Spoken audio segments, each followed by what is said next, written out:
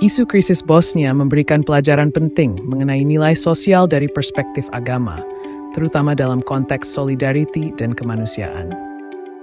Penglibatan Malaysia dalam membantu penduduk Islam Bosnia menunjukkan betapa pentingnya nilai solidariti di kalangan umat Islam. Malaysia merasakan tanggungjawab membantu saudara seagama mengalami breakthrough akibat pembersihan etnik oleh pihak Serb. Tindakan Malaysia untuk mengiktiraf kemerdekaan Bosnia dan memutuskan hubungan diplomatik dengan Belgrade menunjukkan nilai keadilan dan kemanusiaan. Malaysia berusaha untuk menyuarakan keprihatinan terhadap kezaliman yang dialami oleh penduduk Bosnia sejalan dengan ajaran Islam. Penglibatan Malaysia dalam memberikan bantuan kemanusiaan juga menunjukkan nilai empati dan kasih sayang Aten. Masyarakat Malaysia menunjukkan simpati yang mendalam terhadap penderitaan penduduk Bosnia melalui sumbangan kewangan dan bantuan kemanusiaan. Nilai-nilai sosial yang dipelajari daripada isu ini penting dalam membentuk sikap dan tindakan masyarakat terhadap isu kemanusiaan. Karl Marx menekankan peranan kelas sosial dan ekonomi dalam membentuk konflik. Dalam konteks Bosnia, pembersihan etnik oleh pihak Serb mencerminkan ketegangan kelas dan kuasa. Pihak Serb menggunakan kekerasan untuk mengekalkan kuasa, mencerminkan pandangan Marx tentang konflik yang berakar dari tangan kepentingan ekonomi dan sosial. Max Weber menekankan nilai-nilai budaya dan agama dalam tindakan sosial. Identiti agama di kalangan penduduk Islam dan Kroat berperanan penting dalam konflik ini. Ketegangan antara komunitas Serb, Kroat, Muslim mencerminkan perbezaan nilai dan identiti yang dalam, memicu konflik dan kedua-dua teori ini zaksinidation yang firmafle Bosnian. Pertentangan kelas dasar Sri Debray memperkuatkan mood. Konflik agama di Bosnia antara 19 dan 1995 melibatkan ketegangan etnik dan agama. Contoh paling ketara adalah pembersihan etnik oleh pihak Serb. Dasar pembersihan etnik ini mengakibatkan hampir 200,000 orang terbunuh. Banyak daripada mereka adalah penduduk Muslim Bosnia. Pembunuhan beramai-ramai di Srebrenica not smart, di mana ribuan penduduk Islam dibunuh oleh tentera Serb.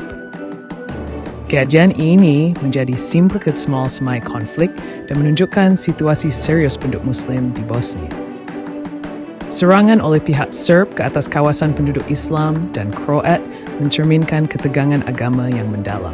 Malaysia menunjukkan simpati dan penderitaan penduduk Islam Bosnia dengan mengiktiraf kemerdekaan Bosnia. Penglibatan Malaysia dalam menghantar tentera ke Bosnia sebagai pasukan pengaman PBB mencerminkan komitmen negara ini. Konflik agama di Bosnia dan pengajaran penting yang boleh kita pelajari daripada penglibatan Malaysia. Kita imbas kembali ke awal tahun 90-an. Bosnia pada masa itu dilanda perpecahan etnik dan agama. Masyarakat Serbia melancarkan kempen kejam pembersihan etnik yang menyasarkan penduduk Islam dan Kroat Bosnia. Hampir 200,000 nyawa terkorban. Dan salah satu peristiwa paling tragis ialah pembunuhan beramai-ramai di Srebrenica pada tahun 1995, di mana ribuan penduduk Islam Bosnia dibunuh. Tragedi ini menjadi lambang kekejaman yang teramat sangat yang dihadapi oleh masyarakat Islam di Bosnia. Namun di sebalik kegelapan ini, Malaysia tampil sebagai sinar harapan dan perpaduan. Sebagai sebuah negara majoriti Islam, Malaysia merasakan tanggungjawab yang besar untuk bertindak. Malaysia mengiktiraf kemerdekaan Bosnia dan memutuskan hubungan diplomatik dengan Belgrade dengan tegas menentang penindasan tersebut. Ini bukan sekadar langkah politik, ia adalah manifestasi prinsip Islam yang menyeru keadilan dan menolak kezaliman. Komitmen Malaysia tidak berhenti di situ sahaja.